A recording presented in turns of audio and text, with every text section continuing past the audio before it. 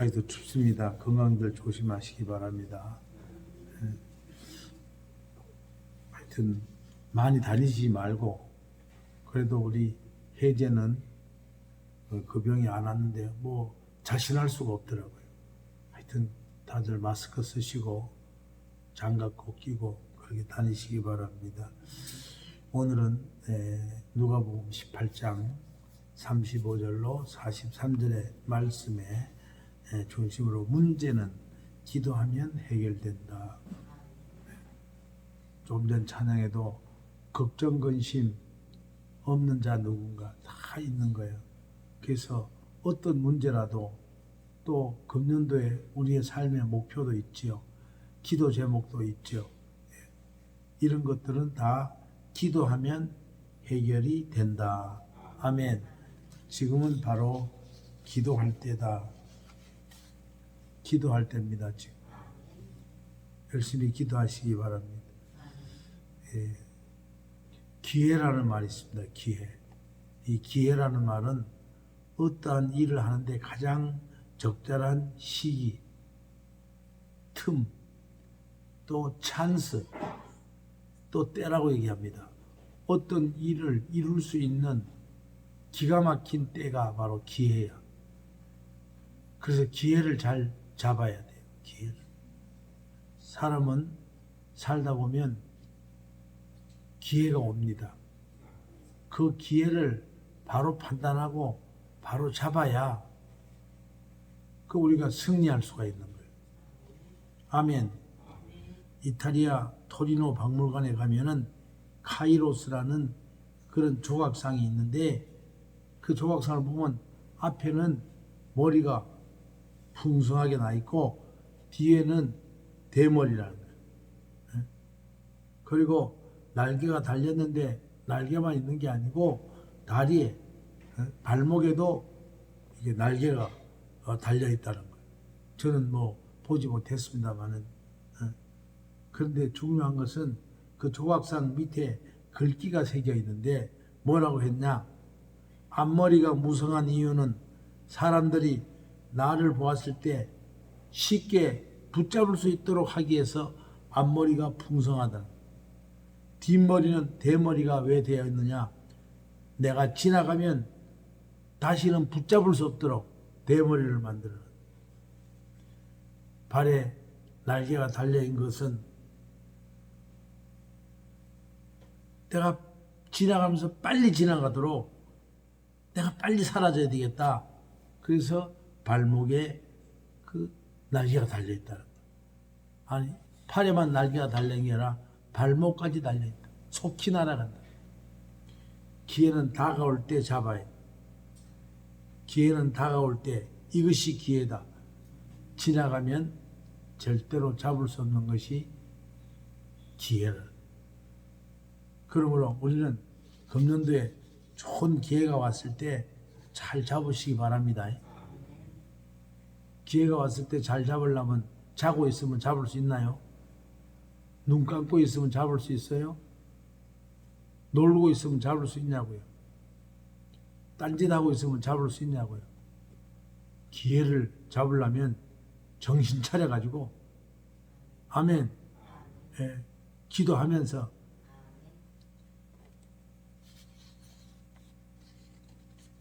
성공한 사업가가 그 미국에다가 공장을 지금 지으려고 하고 있어요. 그래서 공장을 지으려 하니까 제일 먼저 선발대를 보내서 거기에 뭐 땅은 어떻고 건물은 얼마나 지어야 되고 또 교통은 어떻고 이런 걸 조사를 하면서 제일 먼저 사람을 보내려고 그래요. 그 사람은 아마 거기 책임자가 되고 나중에 현지에서 사장이 되겠죠. 그래서 자기 공장의 회사의 직원들을 한 사람한테 물었어요. 직원 중에 한 사람. 미국에 갈 준비를 하세요. 그러니까 이 직원이 뭐냐면 그 말을 듣은 직원은 사장님, 저는 가족도 있고 하는 일도 있고 이래저래 할 일이 많아서 아마 이거 준비하는데 한 달이 걸립니다. 그래. 하고 이제 그 직원하고는 얘기가 끝났어. 그게 또 다른 직원하고 얘기를 했어요. 미국에 지금 현지 법인을 세우려고 하는데 자네가 갈 수 있는가? 하니까 사장님, 지금은 제가 어렵습니다. 한 일주일 정도 있으면 가능할 것 같습니다. 그래, 알았네. 그리고 세 번째 다른 직원을 불렀어요. 자네 미국에 현지 법인이 설립하려고 하는데 자네가 선발대로 갈 수 있는가? 사장님, 지금은 떠날 수가 있습니다. 보내주시면 가서 열심히 하겠습니다. 그 사장은 누구를 보냈을까요? 한 달이나 있던 사람, 집 올 일 다 보고 그런 사람을 보낼까요? 지금 즉시 떠나겠습니다 하는 사람을 보낼까요?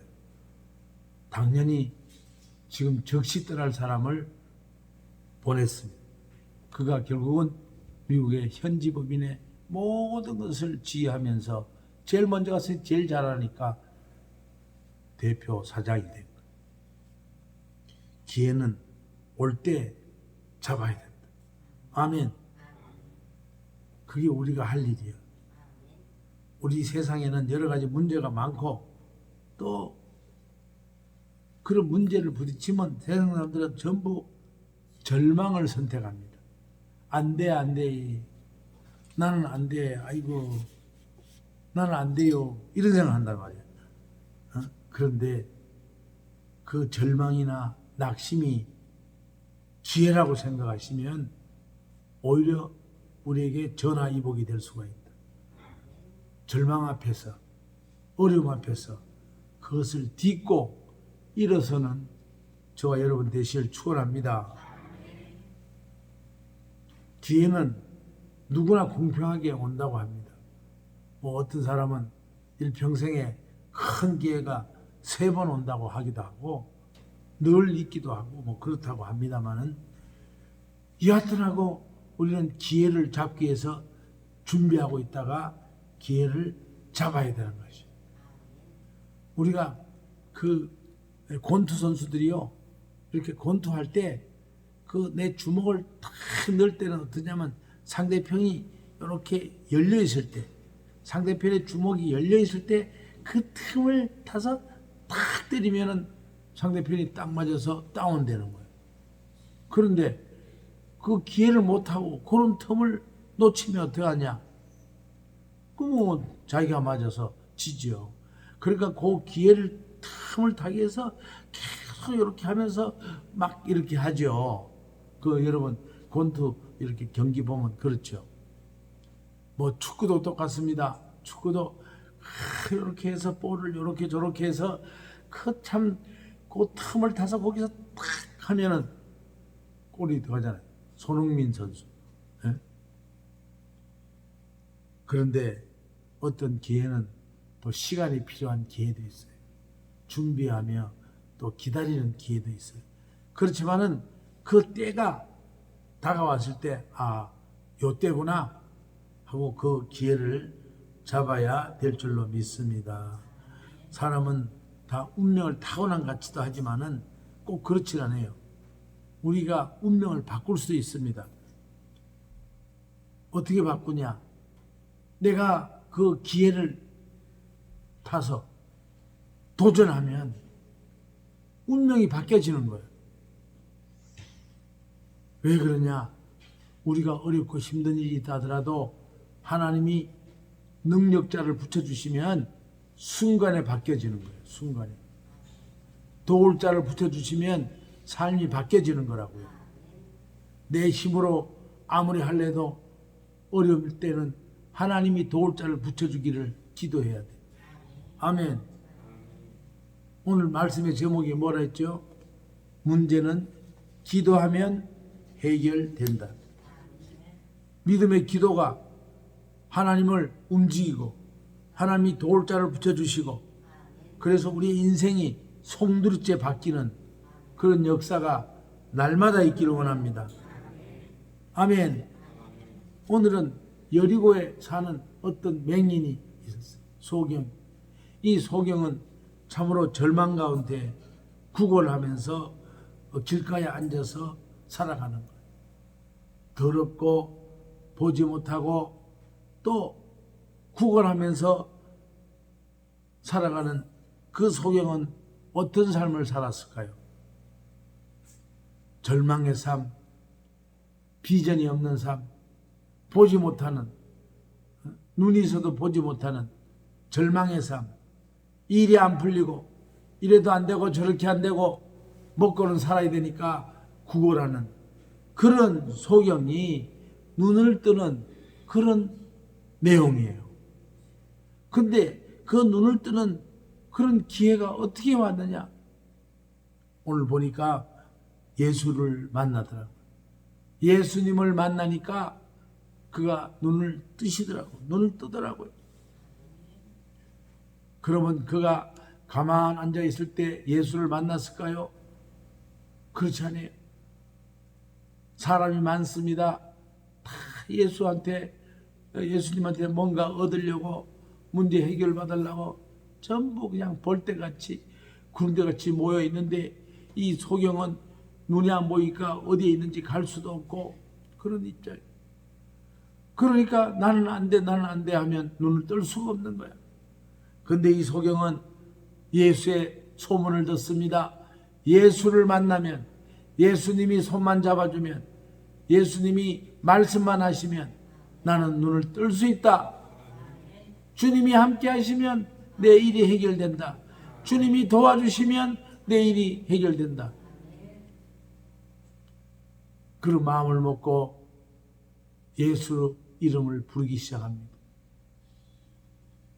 다윗의 자손 예수여, 다윗의 자손 예수여, 나를 불쌍히 여겨 주시옵소서. 우리는 신앙생활하면서도 내가 어려운 처한 가운데 있는데도 일도 안 풀리는데도 기도 안 하는 건 또 무슨 이유야? 기도해야 하나님의 마음을 움직여서 내 문제를 해결받지요. 이 소경은 예수 이름을 부릅니다. 그러니까 다른 사람들이 시기가 나고 질투가 나고 그렇습니다. 우리가요, 은혜 받으려면 꼭 그런 일들이 있습니다. 근데 거기에 따라가지고 절망할 거 없어요. 주님 바라보고 가면 됩니다. 잠잠하라, 고요하라, 떠들지 마라. 나도 어려워. 니만 어렵냐? 니만 잘난 척하냐? 니만 교회 가냐? 니만 뭐 충성하냐? 별 얘기를 다 하지만은 이 소경은 그렇지 않았어. 그래도 더 크게 소리를 지릅니다. 다윗의 자손 예수여, 나를 불쌍히 여겨 주시옵소서. 그게 기도야, 기도. 우리는 기도할 줄 모릅니다. 아니야. 주님 내 사정 아시지요? 주님 내 형편 아시지요? 내가 이렇게 어렵고 힘든 거, 내가 이렇게 풀리지 않는 이런 환경 아시지요? 하나님 불쌍히 여겨 주시고 이 환경을 변화시켜서 나의 삶이 주님을 향해서 영광 돌며 살아갈 수 있도록 도와주시옵소서. 주님 도와주시옵소서. 주님 도와주시옵소서. 도와주시옵소서. 그렇게 열심히 기도해야 되는데 힘들고 어렵다고 하면서 기도 안 하는 그 배짱은 또 어디서 나온지 모르겠어요. 오늘 이 말씀을 받은 분들은 기도해야 살겠구나. 기도해야 열리겠구나. 기도해야 풀리겠구나. 그런 각오가 있기를 원합니다. 어느 나라의 임금이 아들이 있었어요. 아들이 이제 다 장성했고 이 임금은 나이가 들어서 은퇴해야 되는 거예요. 그 은퇴해야 되니까 아들의 며느리감을 찾아야 될 거 아니에요. 그래서 신하들이 전국 방방곡곡에서 그 며느리 될 사람들을 구해왔는데 결국은 선발대, 미스코리아 선발대처럼 해서 10명이 뽑혔어요. 10명이. 복도 많네, 10명이. 그래서 임금님이 어떻게 했냐면은 걔들을 쌀 한 대박씩 주고 한 달 동안 살다 오라, 이렇게 임금님이 말을 했어요. 그래서 쌀 한 대박씩 이래 가지고 다들 갔는데 한 대박이야. 밥 한 두세 번 해먹으면 끝인데 한 달 어떻게 살겠나. 다들 그런 생각하는 거예요. 그럴 거 아니에요. 한 달 생활하려면 30끼는 90끼를 먹어야 되는데 하루에 2번 먹으면 60끼를 먹어야 되고 또 하루에 한 번씩 먹으면 30끼를 먹어야 되잖아요, 한 달이. 예? 근데 그 쌀 한 대박이 몇 끼를 먹겠어요. 그래서 다들 걱정하며 근심하며 갔어요. 어떤 사람은 이걸 아껴 먹는다고 생사를 먹기도 하고, 어떤 사람은 늘려 먹는다고 죽을 수 먹기도 하고, 어떤 사람은 또 굶다가 내가 굶어지 하다가 견디지 못하면 할 수 없이 조금 해서 밥을 먹기도 하고, 어떤 사람은 이것을 갖다가 막 찢어 가지고는 아주 물을 많이 부어 가지고 풀죽을 줘서 먹기도 하지만 그 한 대박에 한 달 살기는 너무 어렵지요. 그래서 한 달 다 돼 가지고 다들 임금님 앞으로 오는데 옛날에 이쁜 얼굴들은 다 어디로 가고 마르다 몰라가지고 뼈만 남았어. 뼈만. 이쁜 얼굴이 다 없어지고 뼈만 남으니까 그 며느리 삼겠냐고요. 그런데 그 아가씨는 아주 얼굴에 윤기가 발방을 나면서 머리에 뭘 이고 팔에다 뭘 들고 온 거야. 그래서 여 애들은 전부 뼈쩍 말라가지고 뼈만 앙상하게 남았는데 너는 어떻게 해서 이렇게 빛이 나고 얼굴이 번들거리고 또 이고 있는 건 뭐냐? 손에 들고 있는 건 뭐냐? 했더니 임금님, 저는 그 쌀 한 대박을 줄 때 한 달을 살 수 없는 쌀을 주셨다고 이미 알았습니다. 그래서 제가 이걸 갖다가 떡을 해가지고 시장에 팔았더니 이문이 생겼습니다. 그래가지고 그 이문을 보태 또 쌀을 또 샀더니 2대박이 돼가지고 또 떡을 했더니 불티나게 팔려가지고 또 2배가 됐습니다. 그래서 매일매일 그것을 팔았더니 수십 배가 돼가지고 우리 가족들도 먹으라고 보내주고 우리 어머니 아버지 옷도 사드리고 신발도 사드리고 그래도 돈이 남아서 이렇게 떡을 해가지고 임금님한테 바치려고 이래 왔습니다. 임금님은 누구를 며느리 삼았을까요? 누구 며느리 삼았을 것 같아요? 우리는 기회가 온다고. 쌀 한 대박에 기회가 오는 거예요. 그 기회를 어떻게 우리가 잡아서 내 것으로 만드느냐. 여러분, 그런 지혜를 주님이 주실 줄로 믿습니다. 주님부터 그런 지혜를 받으셔야 돼요. 할렐루야. 똑같은 조건에서 누구든지 공평한 기회가 와도 지혜를 가지고 그것을 승리자로 이끄는 그 자가 바로 승리자가 되는 것이죠. 할렐루야. 앉아서 논다고 문제가 해결되는 게 아니에요. 낙심한다고 문제가 해결되는 게 아니에요. 걱정만 한다고, 걱정 근심한다고 문제가 해결되는 게 아니라 이 말이에요. 기회를 위해서 늘 기도하면서 하나님이 내게 지혜를 주시옵소서. 지혜로운 자가 되게 해주옵소서. 아멘. 그 날마다 우리가 새벽마다 이렇게 기도하는 것이 아무것도 아닌 것 같아요. 맨날 하는 기도 똑같은 말씀 아니에요. 그게 아니에요. 하면은 쌓이고 또 쌓이고 기도의 그릇이 쌓여지면은 결국은 하나님이 오늘 소경을 부르듯이 우리의 이름을 부르면서 열어주실 줄로 믿습니다. 세워줄 줄로 믿습니다. 회복시켜 줄 줄로 믿습니다.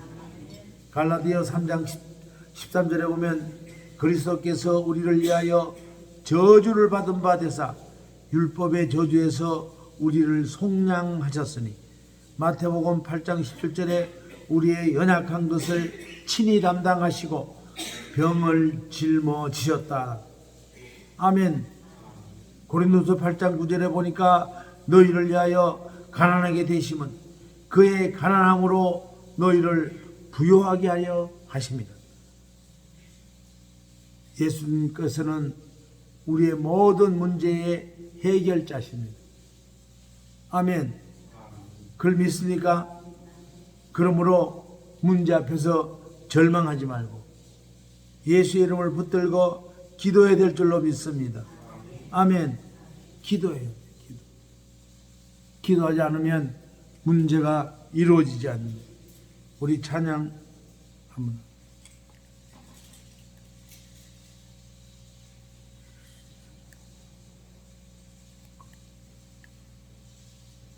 제목이 뭐죠? 기도하자 우리 마음 아파.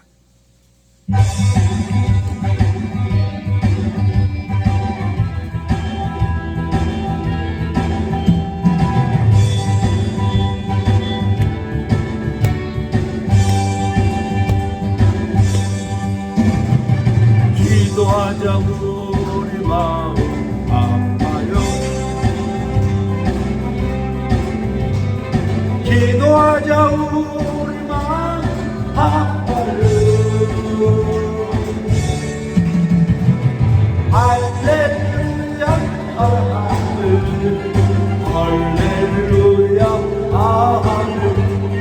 기도하자 우리 마음 아파요. 아멘. 찬송하자 우리 모두 주님께. 찬송하자 우리 모두 주님께. 할렐루야 할렐루야 할렐루야. 찬송하자 우리 모두 주님께. 아멘. 거기까지만 하겠습니다. 하여튼 우리는 기도밖에 없다는 거, 여러분 오늘 이 말씀 받아서 기도에 힘쓰는 저와 여러분 되시기 바랍니다. 네. 아주 추울 때는 새벽 예배 쉬기도 했지만은 이제는 추위가 지나갔기 때문에 여러분 열심히 기도하는 저와 여러분 되시기 원합니다. 아멘.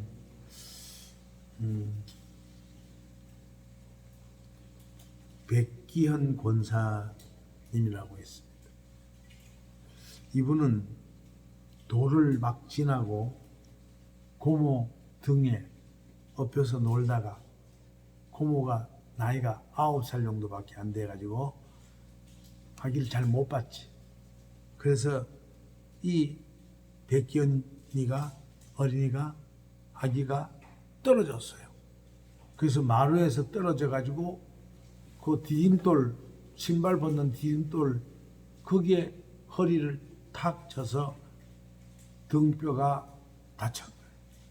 그게 막 울고 하니까 그냥 달리고 넘어갔죠. 그런데 그 등뼈에서 진액이 나와가지고 결국 그는 곱추가 되었어. 그 어린 나이에 곱추가 됐을 때 그의 마음이 어땠을까요? 참 기가 막히죠. 아이들은 놀리잖아요. 우리 어릴 때는 곱추를 곱추를 안 하고 곱새라 그래요. 곱새. 우리 시골에 곱새. 그런 애들이 종종 있었어요. 그러니까 이 백기현은 그냥 마음이 상하고 또 소극적이 되고 다 사람들이 싫어지고 그럴 거 아니에요. 세상이 싫은 거야. 왜 내가 이렇게 되나, 내가 무슨 죄로 이렇게 곱추가 되니. 그러다가 그가 학교에 들어가서 공부하면서, 그래 나는 육신은 이렇지만은 내가 공부로 실력으로 내가 친구들을 이기리라. 그래 열심히 공부해서 서울대학교 음대를 나와가지고 또 공주대학교 교수가 되었어. 잘 살게 됐어요. 비록 몸은 꼽투지만은 음대 교수니까 교수 노릇하면서 또 모든 일이 잘 풀려가지고 그는 아주 잘 먹고 잘 사는 그런 입장이 되었어요. 그 일이 잘 되면 그가 하나님께 감사해야 되는데 하나님을 외면하게 됐어요. 먹고 살만하니까 뭐 하나님은 무슨 하나님이요? 내가 바쁜데 하고 사방에 연주 다니면서 사람들로부터 박수 받고 그게 좋다 이 말이에요. 그래서 그렇게 살다 보니까 어느 날 어떤 일이 있었냐? 갑자기 몸이 굳어지는 거예요.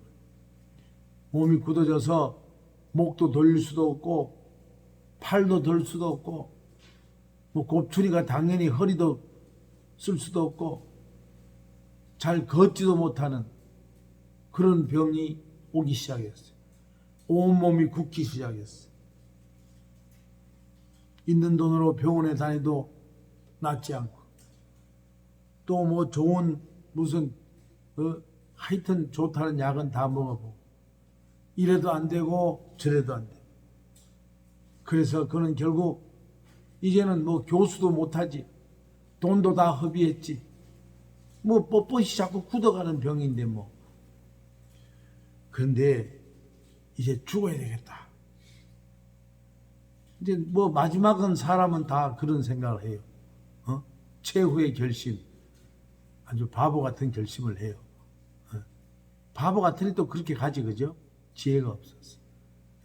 그런데 그의 부인이 교회를 잘 다녔어. 그나마 실마리가 부인이. 그래서 2005년 2월 4일 음력설인데 그가 하루는 이렇게 얘기합니다. 나도 당신이 다니는 기도원에 가면 안 돼?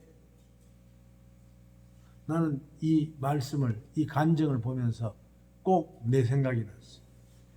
저 사업이 망해가지고 이제는 뭐 한 치 앞을 내다 못하고 지푸라기도 없어.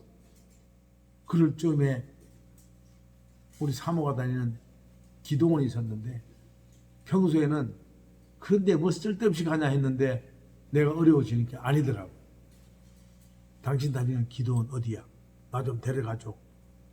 제가 그렇게 했는데 이 사람이 백견 권사가 똑같이 하더라고요. 야, 성견지명이 있어. 이분도 살겠다 생각했어. 그 뒤에 읽어보기 전에. 그랬더니 이분이 기도원에 가서 말씀을 받습니다.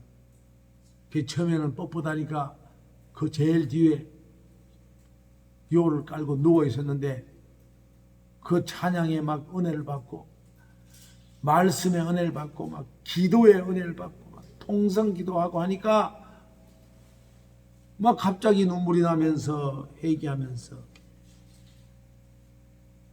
내가 살아온 길이 나 혼자 살아온 외로운 길이 아니었나.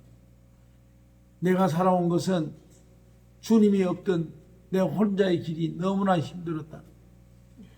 근데 이제는 주님 손잡고 가면 그분이 인도하신다. 그 말을 듣는 순간에 회개가 일어나고 하나님 내 삶이 내 욕심으로 사는 걸 용심해 주옵소서. 내 뜻대로 사는 걸 용서해 주옵소서. 하나님이 계셨는데 내가 하나님을 외면하고 살았습니다. 막 회개하면서 또 그 다음에 예배 시간에 또 말씀 받고 하다 보니까 이분이 어느 날 갑자기 누워 있는데 온몸에 바람이 확 지나, 뜨거운 바람이 확 지나. 그 처음에는 뭔지 모르고 그냥 누워 있었다가 또 한 번 샥 지나가. 막 기도하고 사람들이 막 하니까 같이 막 누워 있었지만은 앞에서 막 기도하다 보니까 갑자기 무릎도 굽혀지고 팔도 움직여지고 일어나고 싶어서 일어나 앉았어. 그래가지고는 팔을 막 흔드니까 지금 예배 시간에 목사님은 설교하고 있는데 남편이 옆에 앉아서 팔을 흔드니까 아내가 뭐라 하면은 왜 기도원까지 와가지고 장난치라고 그래 하고 뭐라 했다는. 그러니까 이 아내도 눈치를 못 챈 거야. 아니 뻣뻣한 남편이 손 흔들면은 아이고 하나님 은혜 감사해야 되는데 지금 예배 시간 정신이 없으니까 이제 그 얘기를 못 해. 그래서 그가 팔을 흔들다가 아내가 그 소리 들으니까 팔을 내려놓고 가만히 생각하는 거야. 아니 내가 왜 팔을 흔들지? 내가 왜 팔을 흔들지? 하고 있는데 하나님의 음성이 들려요. 두려워하지 말라. 내가 너의 굽은 등을 폈단다. 아멘. 오늘 우리 임재하심 있는 교회 밑에 보면 두려워 말라 내가 너와 함께 함이니라. 아멘. 이사야 41장 10절의 말씀. 항상 내 등 뒤에는 주님이 계시고 내 앞에도 주님이 계십니다. 내가 그것을 알지 못하는 거예요. 욥이 말합니다.